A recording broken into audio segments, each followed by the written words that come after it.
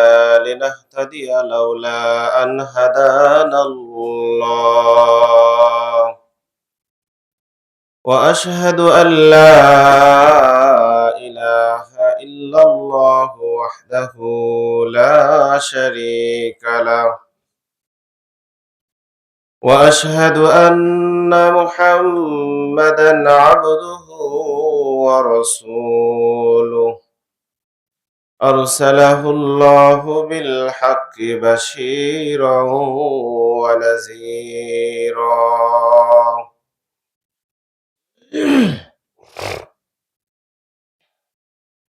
وداعيا إلى الله بإذنه وسراجا وقمرا منيرا أما بعد فقد قال الله تعالى في كلامه المجيد وفي فرقانه الحميد أعوذ بالله من الشيطان الرجيم بسم الله الرحمن الرحيم قل هو الله أحد الله الصمد لم يلد ولم يولد ولم يكن له كفوا أحد صدق الله المولانا العظيم وصدق رسوله النبي الكريم ونحن على ذلك من الشاهدين قالوا سبحانك لا علم لنا إلا ما علمتنا إنك أنت العليم الحكيم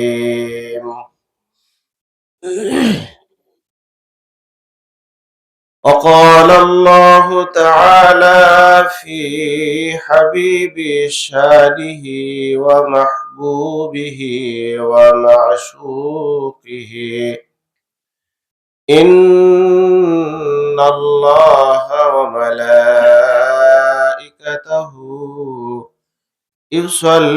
يصلون على النبي يا أيها الذين آمنوا صلوا عليه وسلموا تسليما محبতের সাথে জবান খুলে আমরা দুরূদ ইব্রাহিম পড়ি আল্লাহুম্মা সাল্লি আলা محمد وعلى آل محمد كما صليت على إبراهيم وعلى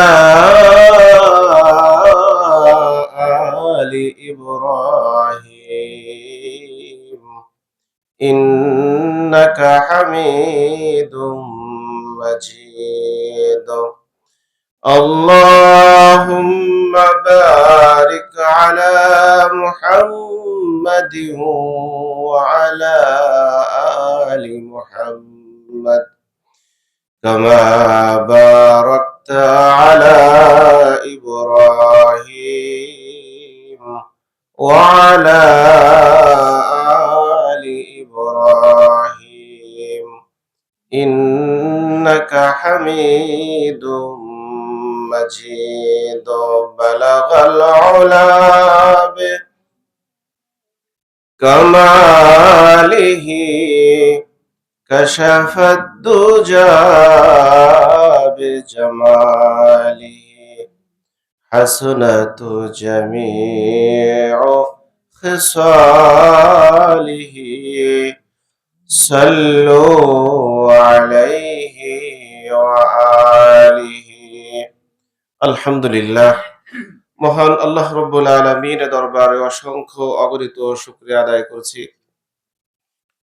আল্লাহ রব্বুল আলামিন আমাদেরকে এই জালিসুর রহমান বেহেশতের বাগানে কোরআন ও হাদিসের আলোচনা শোনার নিসবতে আল্লাহ তাআলা আমাদেরকে দুনিয়াবি সকল প্রকার কাজ থেকে কিছু সময়ের জন্য মুক্ত করে এই বরকতময় স্থানে আল্লাহ তাআলা আমাদেরকে আসা ও বসার তৌফিক দান করলেন। এজন্য আমরা সকলে মন উজাড় করে ভক্তি সহকারে দিল থেকে কালিমাতু শুকর আদায় করি, সবাই পড়ি আলহামদুলিল্লাহ। বান্দা যখন আল্লাহ তাআলার নিয়ামতের শুকর আদায় করে, আল্লাহ তাআলা ওই বান্দার উপর খুশি হন এবং আল্লাহ তাআলা ওয়াদা করেছেন লাইন শাকারতুম লাআযীদান্নাকুম। বান্দা যখন ওই আল্লাহ তাআলার নিয়ামতের শুকর আদায় করে, আল্লাহ তাআলা খুশি হয়ে ওই বান্দার নিয়ামতকে আরো বহু গুণে বাড়ায় দেয়। সুবহানাল্লাহ। এজন্য মুমিনের ঈমানের দাবি হিসাবে, ঈমানের দায়িত্ব কর্তব্য হিসাবে মুমিনের কর্তব্য হলো সদা সর্বদাই মহান আল্লাহ রাব্বুল আলামিনের দরবারে কৃতজ্ঞতা প্রকাশ করা, শুকরিয়া আদায় করা, নাশুকরি না করা, কুফরি না করা, অকৃতজ্ঞতা প্রকাশ না করা।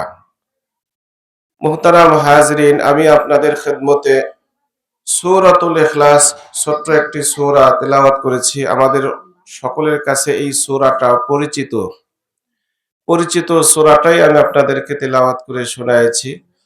যতটুকু সময় পাওয়া যায় এই নির্দিষ্ট সময়ের মধ্যে এই সূরাকে কেন্দ্র করেই কিছু আলোচনা করার চেষ্টা করব। আমা তাওফীক ইল্লা বিল্লাহ।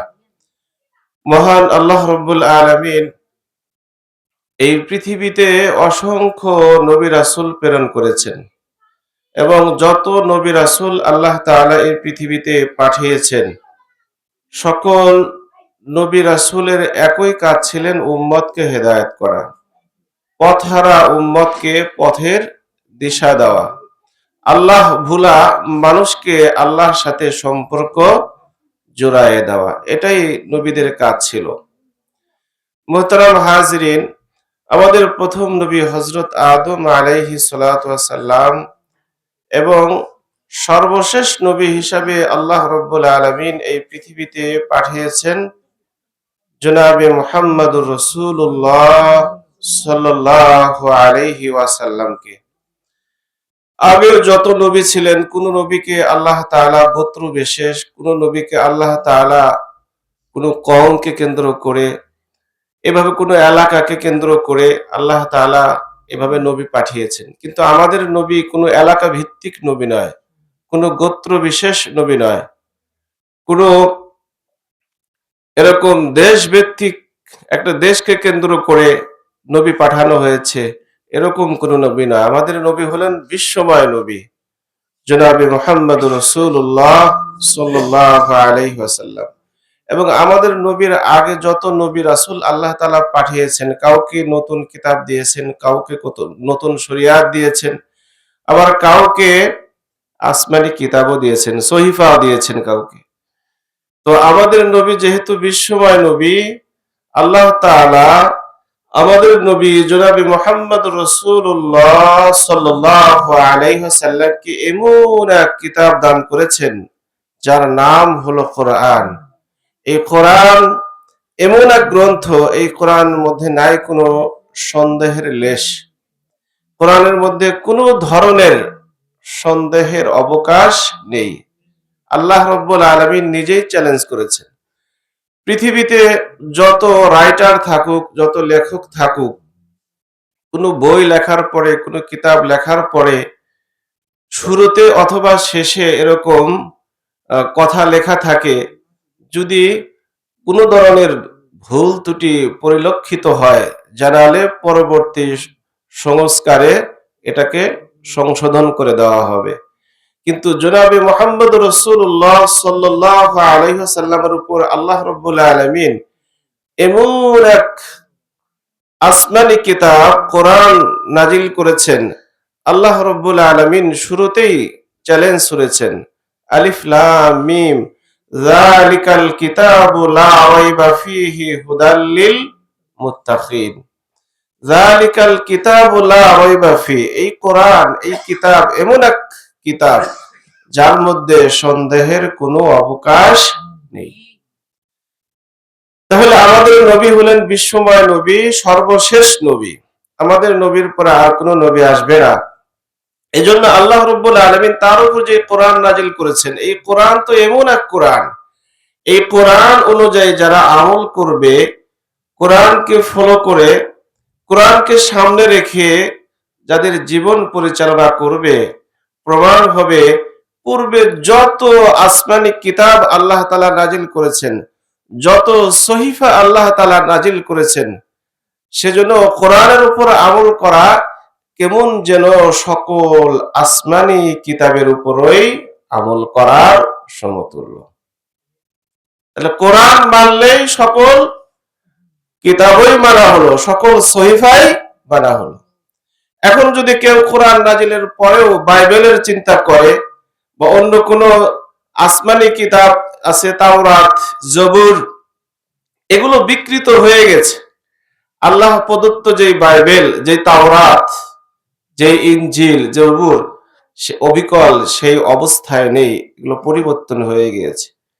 আর কেউ যদি কোরআন নাজিলের পরে এই সকল আসমানি কিতাবের দিকে যদি ছুটাছুটি করে, সেগুলো যদি গবেষণা করে, তাহলে সে হিদায়াতের পথ থেকে সরে গেল। ওয়ালা ইদিত্তাবাতা আহওয়াআহুম বাদাল্লাযী জাআকা মিনাল ইলম, এই ইলম দ্বারা কোরআন বোঝানো হয়েছে।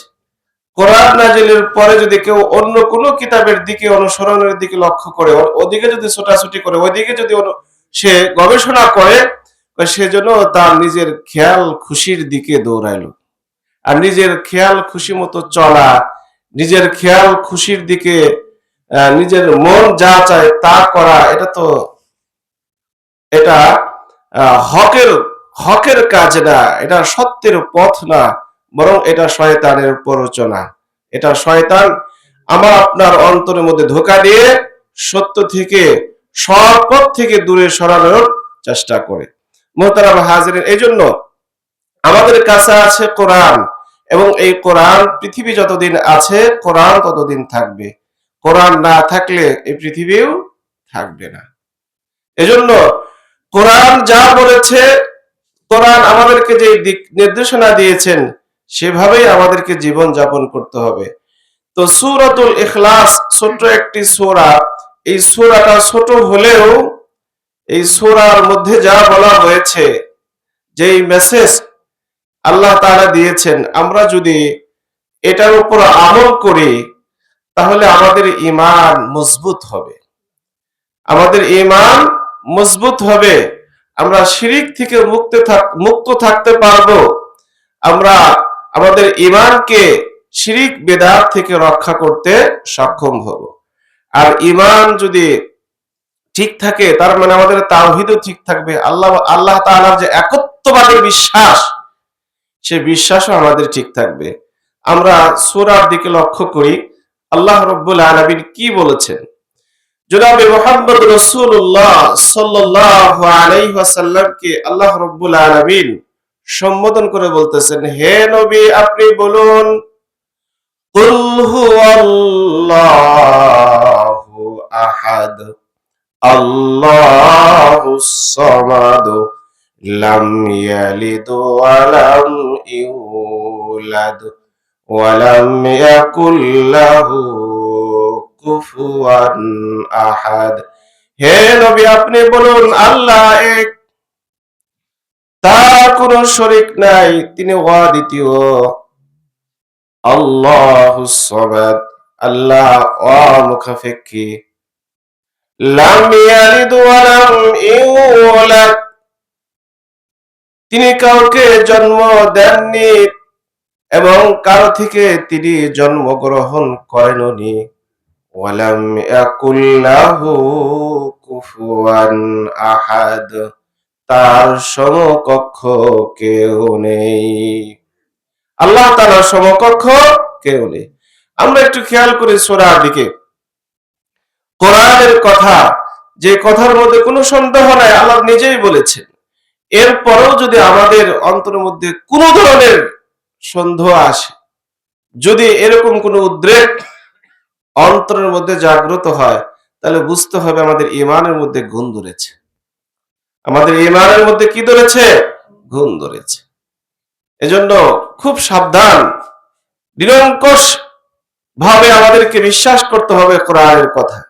আমার বুঝে আসুক চাই বুঝে না আসুক, কিন্তু কোরআনে যা বলা হয়েছে, কোরআন সম্পূর্ণ আল্লাহ তাআলার বাণী, এবং কোরআনের মধ্যে যা আল্লাহ তাআলা বলেছেন সবই 100% সত্য। মুহতারাম হাজিরিন, আল্লাহ রাব্বুল আলামিন এই সূরাতুল ইখলাসের প্রথম আয়াতে বলতেছেন, কুল হুয়াল্লাহু আহাদ। হে নবী, আপনি বলুন আল্লাহ এক। জনাবে মুহাম্মদ রাসূলুল্লাহ সাল্লাল্লাহু আলাইহি ওয়াসাল্লামকে আল্লাহ তাআলা এই পৃথিবীতে পাঠিয়েছিলেন এমন একটা সময়, ইতিহাসের কিতাব প্রমাণ করে জনাবে মুহাম্মদ রাসূলুল্লাহ সাল্লাল্লাহু আলাইহি ওয়াসাল্লামকে আল্লাহ তাআলা এমন একটা সময় এই পৃথিবীতে পাঠাইলেন। তো হুজুর আকরাম সাল্লাল্লাহু আলাইহি সাল্লামকে দুনিয়াতে পাঠানোর আগে 570 বা 71, 600-র কাছাকাছি আর কি, কোন নবী এই পৃথিবীতে ছিল না। আর নবী না থাকার কারণে এই পৃথিবীর অবস্থাটা তো এমন একটা ভয়াবহ অবস্থায় পরিণত হয়েছিল যে জৈবিক চাহিদা মেটানোর জন্য একজন নারী প্রয়োজন, সেই নারীটা কার মা কার বোন দেখার বিষয় ছিল না। মানুষ পশুতে পরিণত হয়ে গেছে। মানুষের মনুষ্যত্ব বলতে কিছু ছিল না। পশুর মতো তারা, হায়না জানোয়ারের মতো তাদের স্বভাব হয়ে গিয়েছিল। মোহতারাম হাজিরিন, এভাবে এমন কোন অপরাধ ছিল না ওই সময় সংঘটিত হতো না। এরকম কন্যা সন্তানদেরকে জন্মগ্রহণ করাকে অনেক দোষণীয় মনে করা হতো, এবং কন্যা সন্তানদেরকে, মেয়ে সন্তানদেরকে জীবন্ত পুঁতে রাখা হতো। সামান্য থেকে সামান্য বিষয় যে দুই বংশের, দুই গোত্রের লোক একই ঘাটে এভাবে উটকে পানি খাওয়াবে, ঘোড়া পানি খাওয়াবে, পশু পানি খাওয়াবে একই ঘাটে, এটা সহ্য করার বিষয় ছিল না। এই সাধারণ বিষয় নিয়ে যুগের পর যুগ দুই গোত্রের মধ্যে, দুই বংশের মধ্যে ঝগড়া বেঁধে থাকত। এবং যদি ঝগড়া সমাধান যদি না হতো, কোন গোত্রের নেতা মারা গেলে ওসিয়াত করে যেত, আমি ওদের সাথে ওদের প্রতিশোধ দিতে পারলাম না, আমি ওসিয়াত করে যাচ্ছি, আমার মৃত্যুর উপরে তোমরা ওদের প্রতিশোধ দিবা। এরকম একটা নাজুক পরিস্থিতি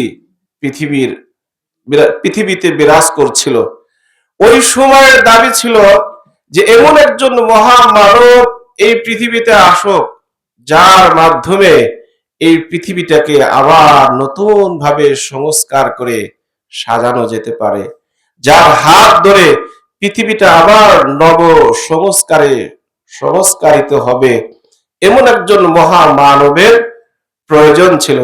ঠিক সেই মুহূর্তে মহান আল্লাহ রাব্বুল আলামিন জনাবে মুহাম্মদ রাসূলুল্লাহ সাল্লাল্লাহু আলাইহি ওয়াসাল্লামকে আল্লাহ তাআলা আরবের বুকে কুরাইশ বংশে, বনু হাশিম বংশে, কুরাইশের একটা শাখা গোত্র হলো বনু হাশিম, এই বনু হাশিম গোত্রে আল্লাহ রাব্বুল আলামিন জনাবে মুহাম্মদ রাসূলুল্লাহ সাল্লাল্লাহু আলাইহি ওয়াসাল্লামকে আল্লাহ তাআলা প্রেরণ করলেন। হুজুর আকরাম সাল্লাল্লাহু আলাইহি ওয়াসাল্লাম জন্ম নেওয়ার পরে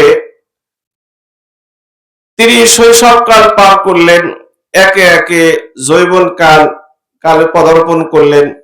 যৌবন ভরপুর যুবক, 40 বছর একদিন বয়স যখন, তখন আল্লাহ রাব্বুল আলামিন তাকে নবুয়াত দান করলেন। নবুয়াত দান করার পরে শুরু হলো কোরআন নাজিল। নবুয়াত দান করার পরে কি নাজিল হওয়া শুরু হলো? কোরআন নাজিল শুরু হলো। এই কোরআন নাজিল করতে জিবরিল আলাইহিস সালাতু ওয়াস সালামকে পৃথিবীতে 1-2 বার আসতে হয় নাই।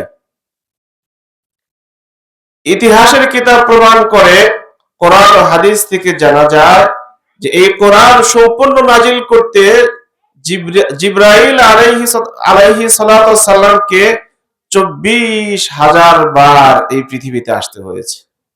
সুবহানাল্লাহ।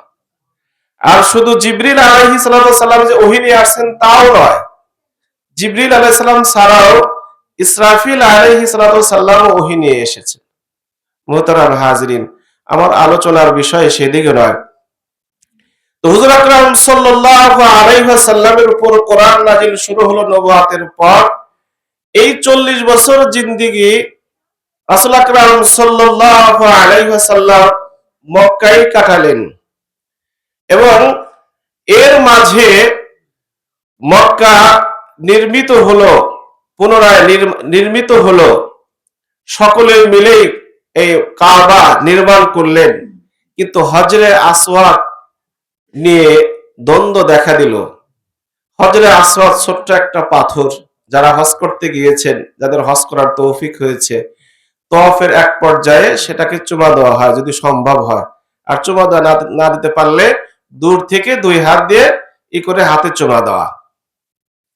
মুহতারাম হাজরিন, হুজুর আকরাম সাল্লাল্লাহু আলাইহি ওয়াসাল্লাম এই হজরে আসওয়াদকে কেন্দ্র করে কে এই কোন গোত্র এই হজরে আসওয়াদ যথাস্থানে রাখবে, এই নিয়ে সকলের মধ্যে একটা ঝগড়ার মতো অবস্থা।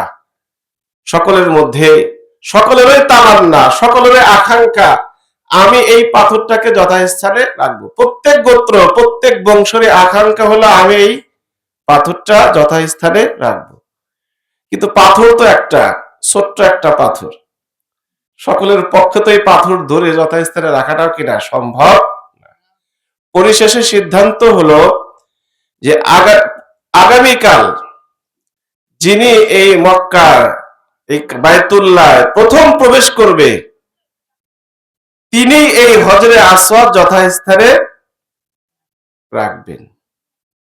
তো ঘটনাক্রমে পরবর্তী দিন জনাবে মুহাম্মদ রাসূলুল্লাহ সাল্লাল্লাহু আলাইহি ওয়াসাল্লাম প্রবেশ করলেন, যাকে ইতিপূর্বেই সকলেই আলামিন উপাধি দিয়েছেন, সকলেই বিশ্বাসী উপাধি দিয়েছেন। সকলেই এক বাক্যে বলে উঠলেন, ইনি আমাদের এই সমস্যার সমাধান দিতে পারবে। এই আলামিন ও এই বিশ্বাসী ছেলেই আমাদের কি দিতে পারবে, আমাদের এই দ্বন্দ্বের সমাধান করতে পারবে, এই সমস্যার সমাধান করতে পারবে। হুজুর আকরাম সাল্লাল্লাহু আলাইহি ওয়াসাল্লাম ঠিক খুব বুদ্ধিমত্তার সাথে এই কাজের সমাধান দিলেন, যা সকলেই সন্তুষ্ট হলো এবং সকলেই তার কাজে প্রশংসা করলো। হুজুর আকরাম সাল্লাল্লাহু আলাইহি ওয়াসাল্লাম বললেন, তোমরা একটা চাদর নিয়ে আসো। চাদর নিয়ে আসা হলো, সেই চাদরের মধ্যে হজরে আসওয়াদকে রাখা হলো। হজরে আসওয়াদ রাখার পরে এবার হুজুর আকরাম সাল্লাল্লাহু আলাইহি ওয়াসাল্লাম বললেন, প্রত্যেক গোত্র থেকে নেত্রী, যে বড় যে প্রধান নেতা, প্রত্যেক গোত্র থেকে প্রধান যে মুরব্বী আছে, নেতা আছে, সে কি করবে, এই চাদর ধরবে। এভাবে সকল গোত্রের এক একজন নেতা চাদর ধরলো এবং চাদর ধরে হজরে আসওয়াদকে ঠিক হজরে আসওয়াদ যেখানে রাখা হবে সেখানে নেওয়ার পরে হুজুর আকরাম সাল্লাল্লাহু আলাইহি ওয়াসাল্লাম নিজ হাতে হজরে আসওয়াদকে সেখানে স্থাপন করলেন।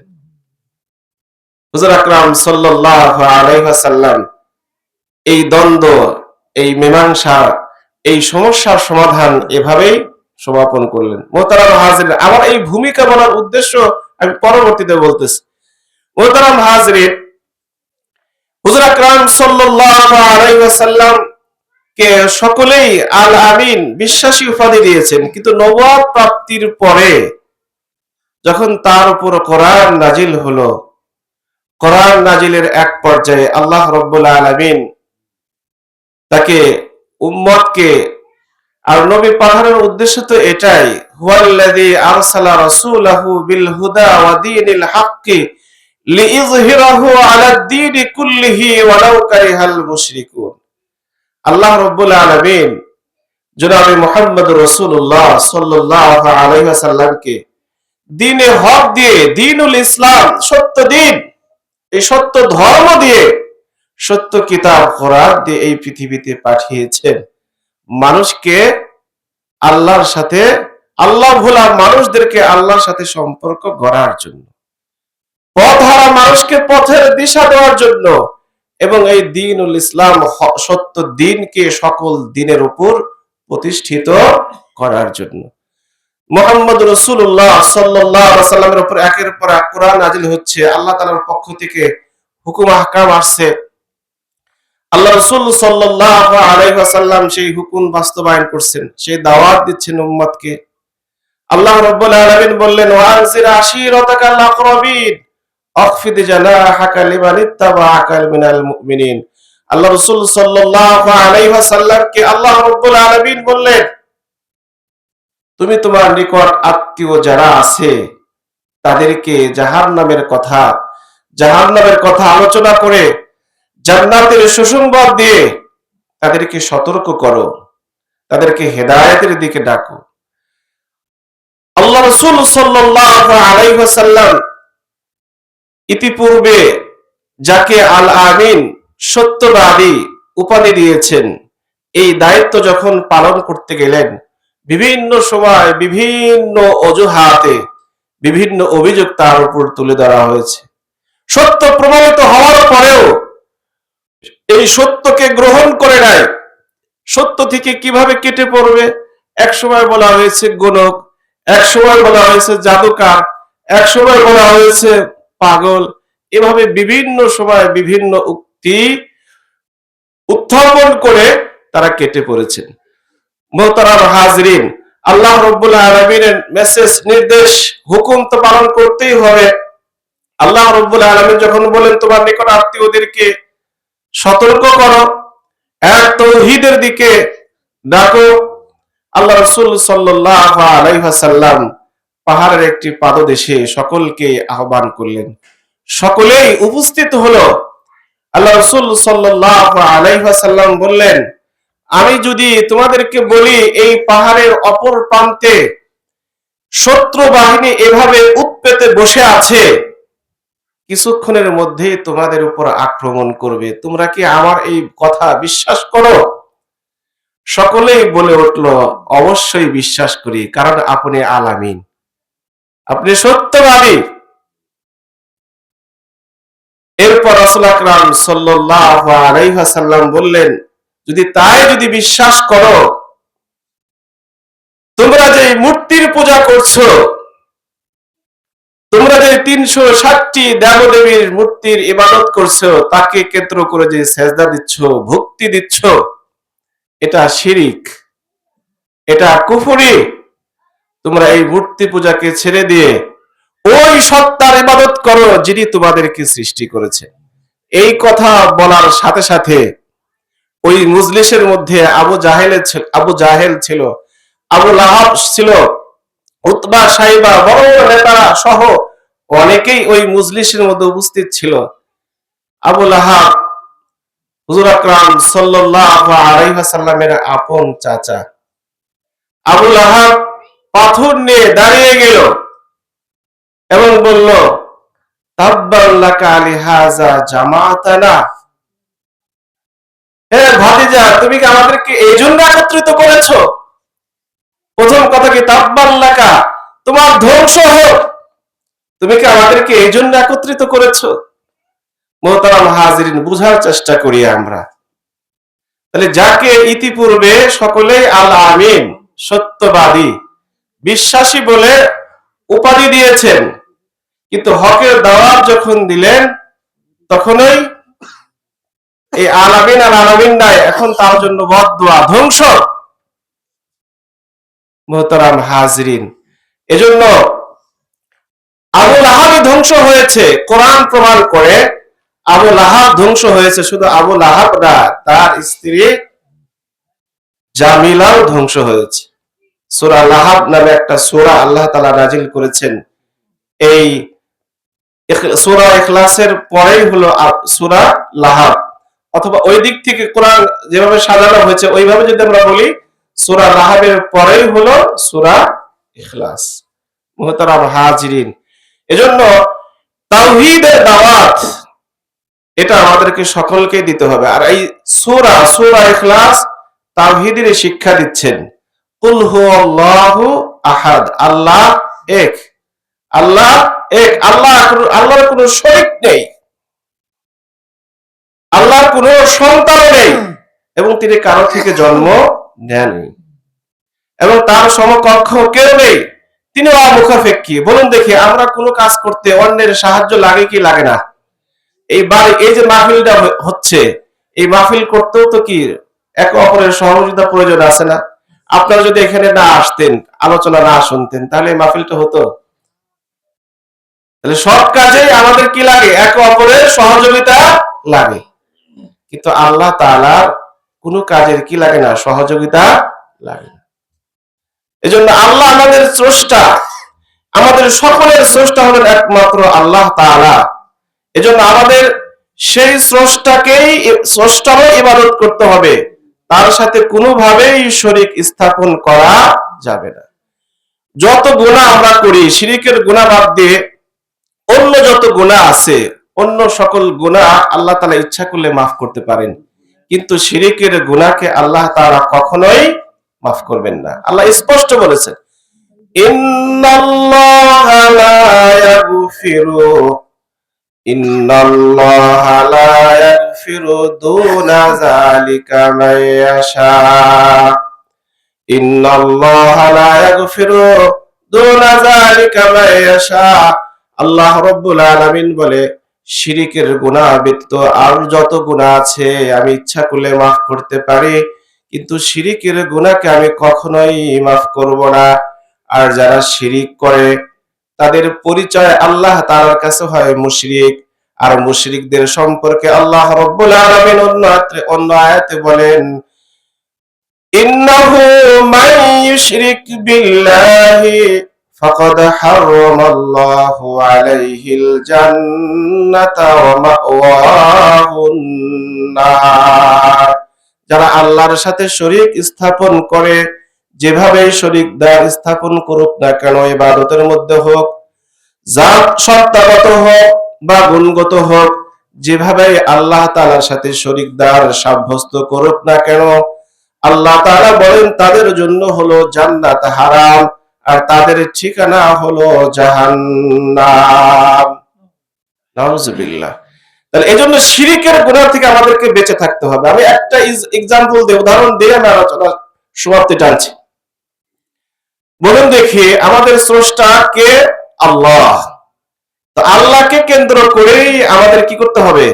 ইবাদত বন্দেগী করতে হবে। সেজদা এটা ইবাদত কিনা বলুন? সেজদা দেওয়া এটা ইবাদত কিনা? এবং এই সেজদা কাকে দিতে হবে? আল্লাহ তাআলা এই কথা বলেছেন, ওয়া আন্নাল মাসাজিদা লিল্লাহ। এখানে মাসাজিদ দ্বারা উদ্দেশ্য হলো সেজদা। সেজদা একমাত্র হক কার জন্য? সেজদা একমাত্র আল্লাহ তাআলার জন্য।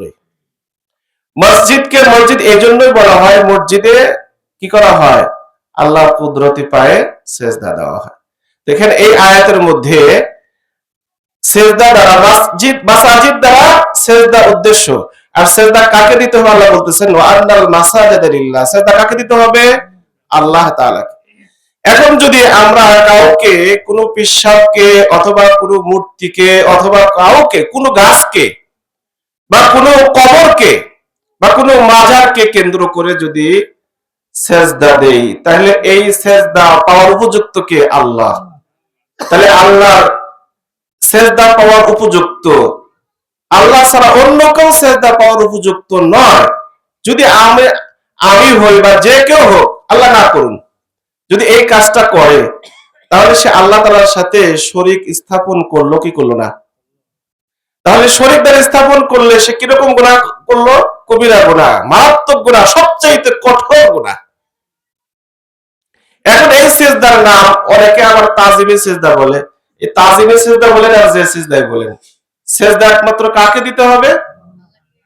হযরত আদম আলাইহিস সালামকে আল্লাহ তাআলা সৃষ্টি করার পরে ফেরেশতাদেরকে আল্লাহ তাআলা বলছেন, তুমি কি করো? আদম আলাইহিস সালামকে সম্মান করো, মাথা নুয়ে কি করো? সম্মান করো। তো হযরত যে সম্মান করার সেজদার কথা বলেছিলেন, আমরা যে ধারায় সেজদা দেই এভাবে না, শুধু মাথা নয় সম্মান করার কথা বলা হয়েছিল। কিন্তু এই হুকুম তো পরবর্তীতে রহিত হয়ে গেছে। এই তাজিমি সেজদা, এই মাথা নয় সম্মান করা, এটাও বৈধ না বর্তমান। কেউ যদি কারো সামনে মাথা নত করে, এটাও শিরক হবে। মুহতারাম হাজিরিন, এই সূরাতুল ইখলাস আমাদেরকে এই শিক্ষাই প্রদান করে, আল্লাহ তাআলার সাথে কোনোভাবেই, সত্তাগত ভাবেও নয়, ইবাদতগত ভাবেও নয়, গুণগত ভাবেও নয়, অর্থাৎ আল্লাহ তাআলার সাথে কোনোভাবেই শিরিক করা যাবে না, শরীক স্থাপন করা যাবে না। এটা খুব মারাত্মক গুনাহ। এই গুনাহ নিয়ে যদি আমরা কবরে যাই, মাফ নাই। আল্লাহ তাআলা কোরআনে ডাইরেক্ট বলেছেন, পরিষ্কার বলেছেন। সাবধান থাকতে হবে আমাদেরকে। আমাদের এই সমাজে আছে কিনা জানা নাই, কিন্তু আমাদের বাংলাদেশে অনেক এলাকা এমন আছে দরগার নামে শিরিক পূজা হয় কি হয় না? এই দরগার নামে, ওরসের নামে, মাজারের নামে অনেক হয়।